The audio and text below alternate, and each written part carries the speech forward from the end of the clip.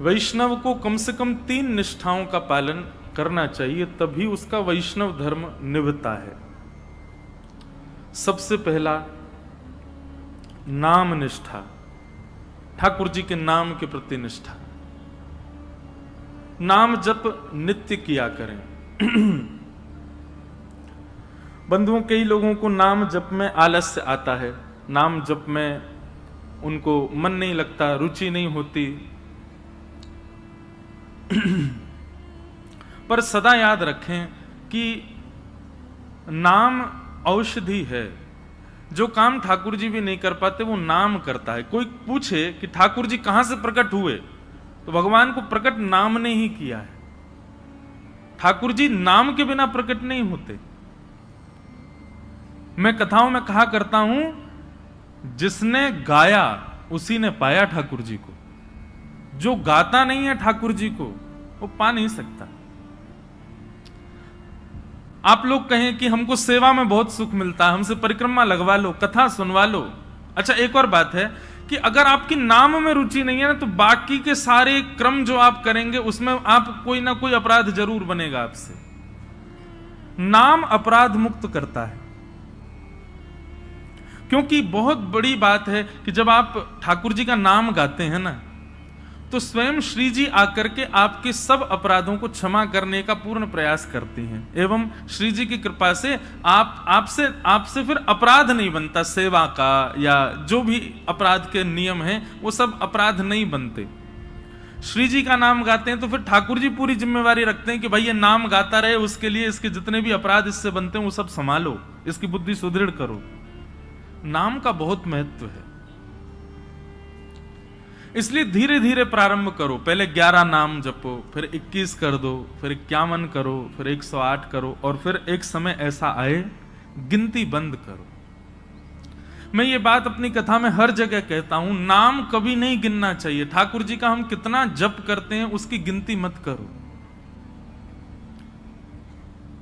गिनती करनी है तो उनकी करो जिनकी वजह से इस संसार में पुनरपि जननम पुनरपि मरणम पुनरपि जननी जठरे शयनम, ये बार बार जन्म मृत्यु का जो बंधन हमारा बंधा रहता है, जिन पापों की वजह से, जिन हमारे दुष्कर्मों की वजह से, गिनती उनकी करो।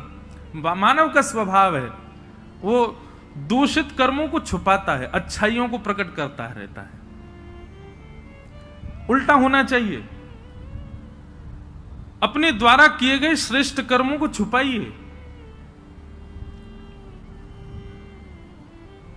नाथ द्वार दर्शन करके आए तो तब तक चैन नहीं पड़ेगा जब तक आप 10 लोगों को बता नहीं दो हम नाथ द्वारा गए।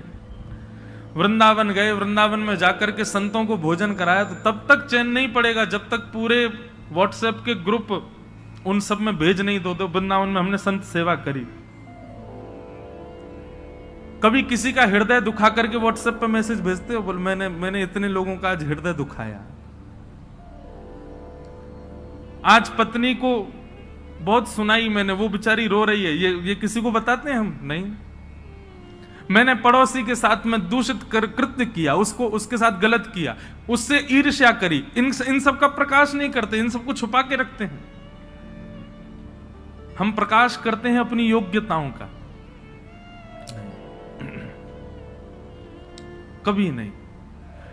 ये बात हम इसलिए कह रहे हैं, हमसे मिलने भी आते हैं लोग, अब भीड़ इतनी होती है तो 1 सेकंड में भी व्यक्ति को यह लगता है कि मैं बता दूं। आप मिलने आते हैं, आपसे ज्यादा उत्सुक मैं होता हूं आपसे मिलने के लिए, लेकिन एक क्षण के समय में भी आप जब ये बता देते हैं, महाराज जी मेरा इतना नाम जप रोज होता है, महाराज जी मैं इतनी घंटे सेवा रोज करता हूं, मुझे रात्रि स्वप्न में ठाकुर जी दिखते हैं। क्यों? एक बात सदैव याद रखिएगा, भक्ति यदि पूर्ण रूपेण आपके चित्त में आएगी तो आप प्रकाश करने से बचोगे, आप उसका प्रकाश नहीं करोगे, उसको गोपनीय रखोगे। और एक बात कहें, जब आप अपनी प्रेम लक्षणा भक्ति को गोपनीय रखते हैं तो आपके मुख की आकृति प्रकाश करती है, आपको बोलने की आवश्यकता नहीं है। हमारे वृंदावन के संतों को देखो, उनको बोलने की आवश्यकता नहीं, उनका मुखमंडल बता देता है कि कृष्ण प्रेम है चित्त में, इनके चित्त में भजन है, इनके चित्त में नाम विराजमान है। भक्तमाल जी में कथा आती है अंतर्निष्ठ राजा की, जो प्रभु के नाम को सदा अपने चित्त में छुपा करके रखता, कभी किसी को यह पता तक नहीं लगने दिया कि वो एक वैष्णव है। एक दिन रात्रि में सोते सोते उसके मुख से स्वप्न में ही निकल गया, सुसुप्ता अवस्था में निकल गया, हां राम। पत्नी ने सुन लिया। प्रातःकाल जब बेला हुई, पत्नी ने पूरा घर सजाया, ढोल नगाड़े डुमडुमियां बज रही हैं, मंगल बाजे बज रहे हैं। राजा उठकर के आश्चर्यचकित हो गया, इतने मंगल गान क्यों हो रहे हैं। राजा ने जाकर के पत्नी से पूछा, ये सब क्या चल रहा है। बोले कि मुझे तो अब तक लगता था कि आप भक्त हो ही नहीं, पर मुझे अब पता चला आप तो अंतर्निष्ठ भक्त हो। आप तो अपने चित्त में नाम को छुपा करके रखते हैं, कभी प्रकट नहीं। अरे इतने वर्ष ब्याह को हो गए, मुझे आज तक नहीं पता चला कि आप भक्त हो। राजा बोला, तो हां, तो मैं भक्त हूं ही नहीं। बोले कि रहने दीजिए, झूठ मत बोलिए। कल रात्रि स्वप्न की अवस्था में, सुसुप्ति अवस्था में आपके मुख से निकला हा राम। अनकॉन्शियस स्थिति में, बहुत ध्यान से सुनना, आप कैसा बर्ताव करते हो, क्या बोलते हो, वो बताता है कि आप वैष्णव हो कि नहीं। आपका बुद्धि विवेक सब बिल्कुल संयमित है और उस समय आप भक्ति भाव में रहो, ये सामान्य बात है। लेकिन कभी ऐसी स्थिति आ जाए जहां पर आपको यह भी नहीं पता कहां क्या करना है, कैसे करना है, क्या क्या मुझे होना चाहिए, ऐसे अनकॉन्शियस जब हो जाओ, तब आपके मुख से जो निकलता है उससे पता चलता है कि आप कौन है। अंदर जो है वो वास्तविक तभी निकलता है, और विशेष रूप से निद्रा की अवस्था में। निद्रा की अवस्था में बंधुओं, नाम जब अपनी तीव्रता में पहुंच जाता है ना, तब व्यक्ति निद्रा में भी, जब जैसे अंगड़ाइयां लेते हैं या फिर हम करवट बदलते हैं तो मुख से स्वर निकलता है, लेकिन नाम जब अपनी तीव्र अवस्था में पहुंच जाता है तो निद्रा में भी श्री राधा, राम, कृष्ण, ये नाम ही प्रकट होता है मुख से। ऐसी स्थिति हो जाती है तन की। उस अंतर्निष्ठ राजा को जैसे ही पता चला कि मेरे मुख से राम नाम निकल गया, पत्नी से बोला, देवी अब तुम राजपाट संभालो और सब संभालना, अब मैं जीवित नहीं रह सकता। पत्नी बोली, क्यों? बोले, मैंने सदा जिस नाम को छुपा करके चित्त में रखा, अपनी पत्नी तक को नहीं पता चलने दिया, वो नाम जब मेरे मुख से निकल गया, मतलब मेरे तन का त्याग नाम ने कर दिया, अब मैं जीवित कैसे रह सकता हूं। प्राण रूप मान करके मैं नाम को अपने हृदय में छुपा करके रखता था, अब वही निकल गया तो मैं जीवित कैसे रहूं। और ऐसा कहते ही तत्क्षण राजा ने अपने प्राण त्याग दिए। इतना बलवान है नाम। तो वैष्णव की प्रथम निष्ठा होती है नाम निष्ठा। आज मुझसे किसी ने प्रश्न किया, नाम जपने की विधि क्या है? ये विधि विधान जो होते हैं ना, ये श्लोकों के लिए होते हैं, मंत्रों के लिए होते हैं, नाम के लिए कोई विधि नहीं है। जपात सिद्धिर, जपात सिद्धिर, जपात सिद्धिर न संशय। उठते बैठते खाते पीते हंसते हर समय जपते रहो, नाम है ठाकुर जी का। आपका गुरु मंत्र जो है, गुरु श्लोक, गुरु मंत्र जो आपको मिला है, या द्वादशाक्षर मंत्र है, जो मंत्र की विधि है, उसके लिए तो आपको आसन चाहिए, स्वच्छता चाहिए, एक जगह बैठना, मन एकाग्र होना, ये सब चाहिए। पर नाम तो आप हर समय जप सकते, हर समय, हर क्षण। तो वैष्णव की सबसे पहली निष्ठा है नाम निष्ठा। इसलिए नाम को प्रारंभ कीजिए। अच्छा, नाम के प्रति 2-3 बातें ध्यान रखिएगा। नाम जपना भी एक सेवा है, और जैसे मंदिर की ठाकुर जी की सेवा है ना, उसमें अपराध नहीं होना चाहिए, उसमें लगन होनी चाहिए, उसमें तत्परता होनी चाहिए, उसमें स्वच्छता, शुद्धता और हृदय में प्रसन्नता होनी चाहिए। ठीक वैसे नाम भी एक सेवा है। जब आप कृष्ण बोलें तो आपके चित्त में त्रिभंग लली, वरहा पीड़म नटवर वपुः कर्णयो कर्णकारम, कस्तूरी तिलकम ललाट पटले वक्षस्थले कौस्तुभम, नासाग्रे वर मुक्ति कंतर तले वेणु करे कंकणम सर्वांगे हरिचंदनम सुललितम कंठे च मुक्तावली गोप स्त्री परिवेष्टितो विजयते गोपाल चूड़ामणि। कृष्ण कहते ही आपके चित्त में गोपाल जी प्रकट हो जाएं, उनके मधुर रूप का दर्शन होने लग जाए। श्री राधा कहते ही अति सुकुमारी अति सुकोमला हमारी वृषभानु नंदिनी किशोरी जी की झांकी आ जाए, और फिर उस नाम को ही कभी इत्र मान करके, उस नाम को ही पंचगव्य पंचामृत मान करके, उस नाम को ही वस्त्र मान करके, उस नामी की ही श्रृंगार करो, सेवा करो, माला पधराओ, सुंदर नाम से ही आरती करो, नाम का ही प्रसाद भोग अर्पित करो। इस प्रकार नाम से निष्ठा से सेवा होती है। केवल ये माला फेरना और जप पूर्ण करना, अपनी संख्या पूर्ण करना नाम जप नहीं होता है। चित्त में एक कुंज का निर्माण करो, सुंदर यमुना जी बह रही हैं, सुंदर हरे भरे वृक्ष हैं, पीछे सुंदर सुंदर गिरिकंदरा दिख रही हैं, बीच में एक सेज सजी है, उस सेज पर हमारे श्याम सुंदर विराजे हैं और नाम चल रहा है। नाम वृक्षों में भी दिखे, नाम सेज पर भी दिखे, नाम यमुना जी में भी दिखे, नाम पीछे के सुंदर गिरिकंदरा में भी दिखे, और नाम ठाकुर जी में भी दिखे। पर उसी नाम के जल से ठाकुर जी को अभिषेक कराया, उसी नाम के जल से ठाकुर जी को प्रक्षालन किया, उसी नाम के जल से, उसी नाम से ठाकुर जी को वस्त्र धारण कराया, उसी नाम से इत्र धारण कराया, उसी नाम से प्रसाद, उसी नाम से ही ठाकुर जी को आरती, और उसी नाम से बलैया। ऐसी पूरी एक सेवा की विधि है। उस सेवा को मानसी रूप में करते हुए नाम जप करना, यह नाम निष्ठा है। ऐसे नाम जप होता है। नाम जप का दूसरा रूप, आज जितना हुआ है कल उससे अधिक होना चाहिए। अगर नाम जितना आज है कल भी उतना ही है, और बल्कि परसों कम और हो गया, तो इससे नामापराध होता है। नाम बढ़ना चाहिए, नाम बढ़ाओ। नाम के प्रति दूसरी भावना, कोई यदि आपसे पूछे कि आप क्या जपते हो, तो पहले परख लीजिए। यदि वो अधिकारी हो तो ही बताइए, नहीं तो उसके सामने प्रकाश करने की आवश्यकता नहीं है। अपने आप को ऐसा बता दो, नाम तो कुछ करते नहीं, महासंसारी हैं हम तो, पापी पामर जीव हैं।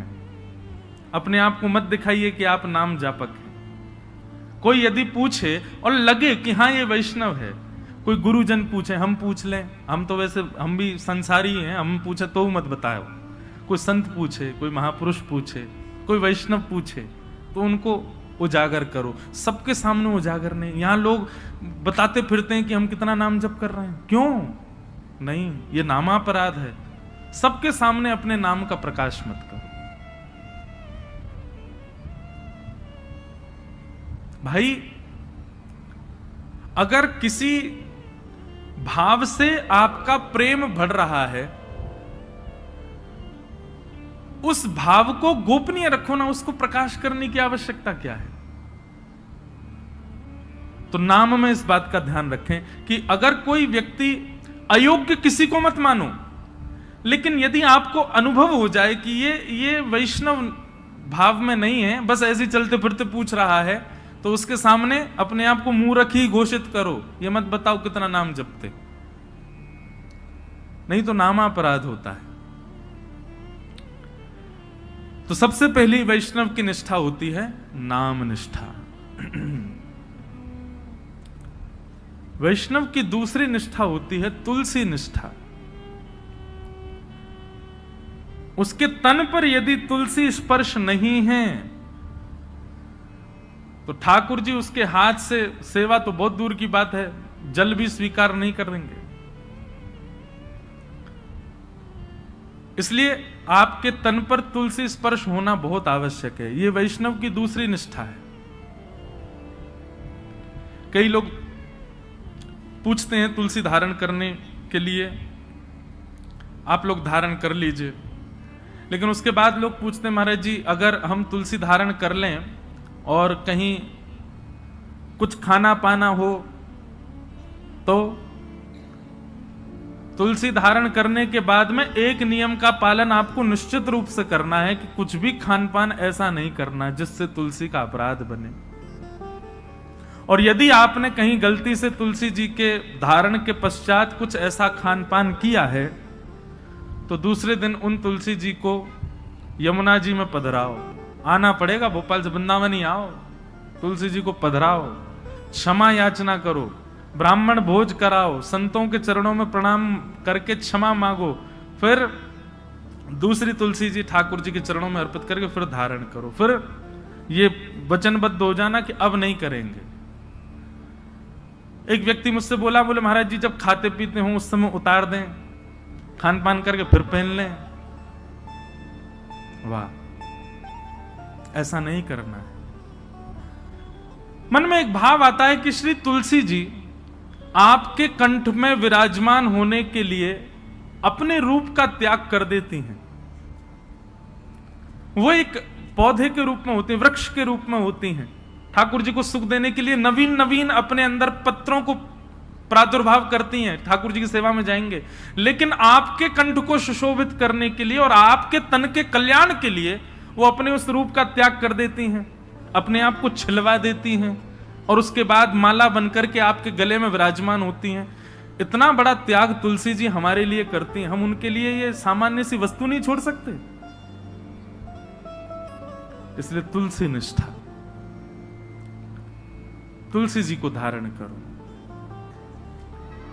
तुलसी जी गले में धारण होने के बाद में जैसे ही आप कुछ भी पाते हैं, पहली बात तो प्रसाद ही पाएंगे, प्रसाद पाते ही जैसे ही कंठ से नीचे जाएगा, कंठ में तुलसी जी है, नीचे जाते ही उसमें जितने दोष होंगे सब समाप्त हो जाएंगे।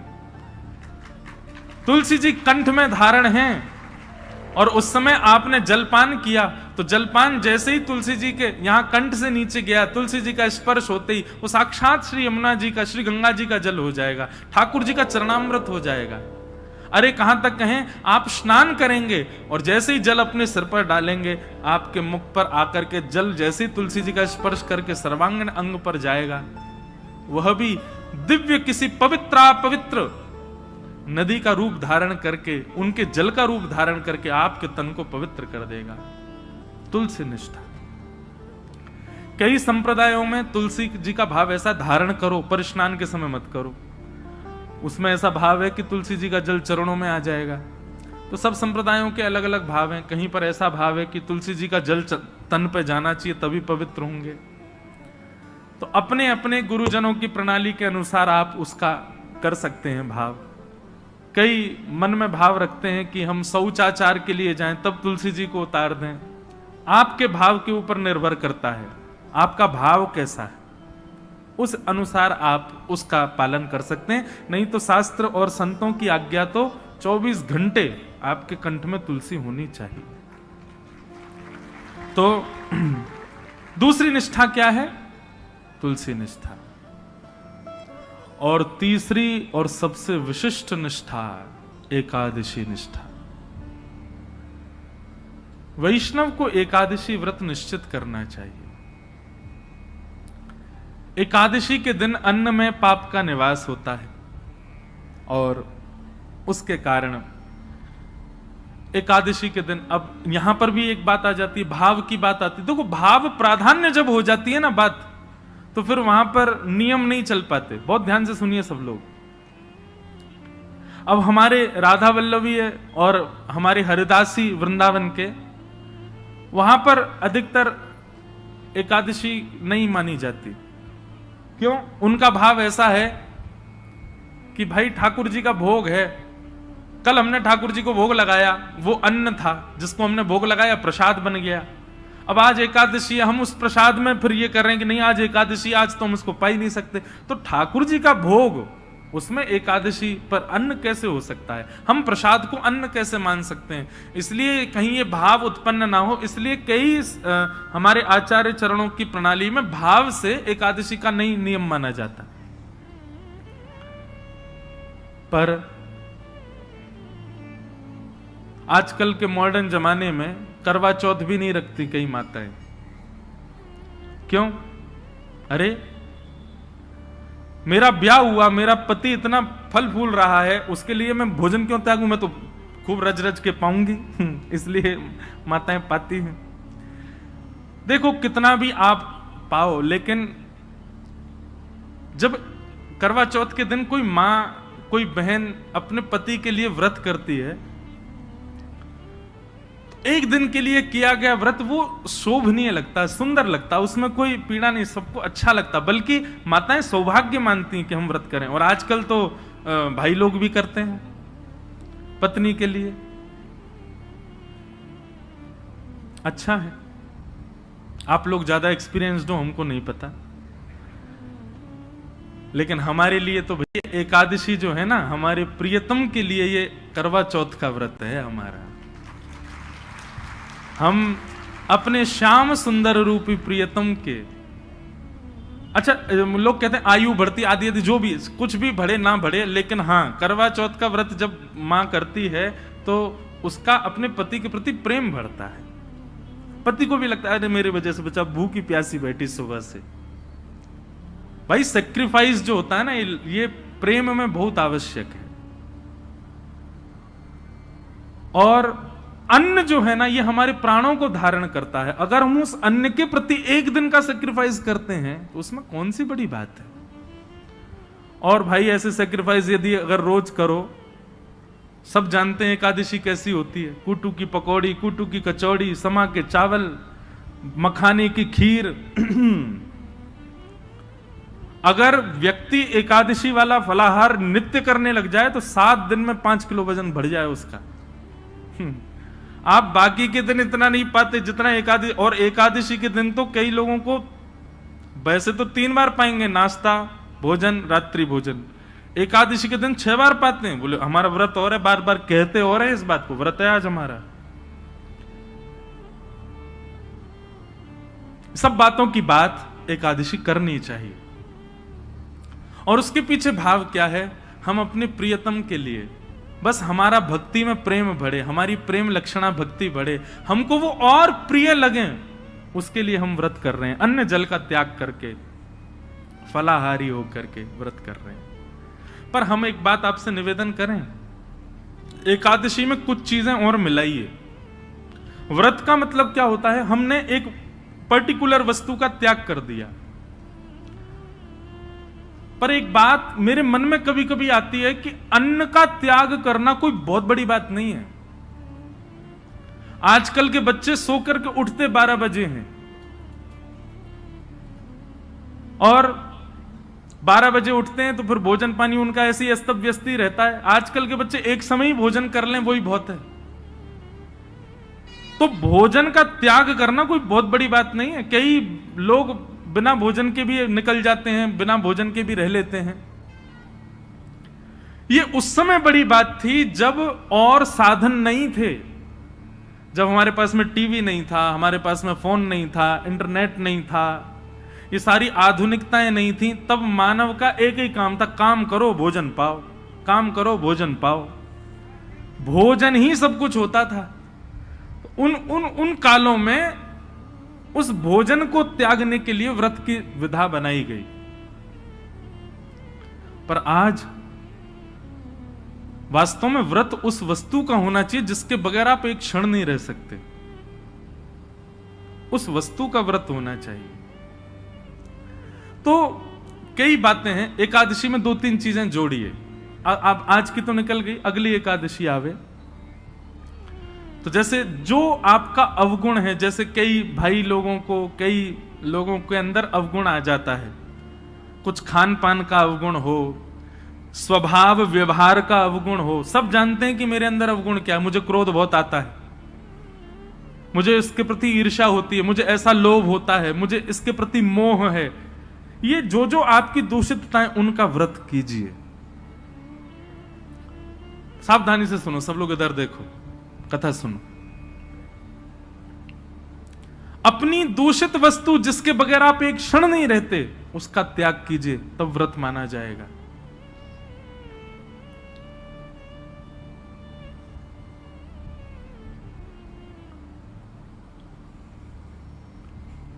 निकालिए, लिस्ट बनाइए, ऐसे कौन कौन सी वस्तुएं हैं जिनके बगैर आप एक क्षण नहीं रह पाते।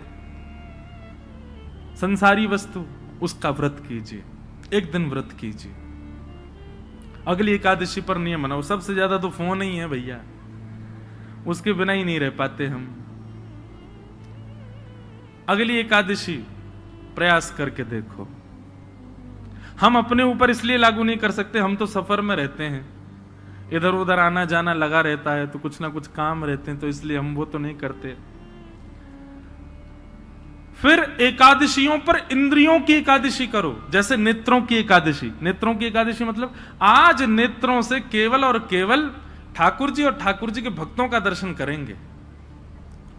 ठाकुर जी का दर्शन और ठाकुर जी के भक्तों का दर्शन। तो एकादशी के दिन बस लगे हैं, अब नहीं जा सकते वृंदावन तो फोन पे ही दर्शन करो। राधा वल्लभ जी, राधा रमण जी, श्री वृंदावन बिहारी लाल जी, गोविंद देव जी, गोपीनाथ जी, द्वारिकाधीश जी, बद्रीनाथ जी, सुबह से लगे दर्शन करने में।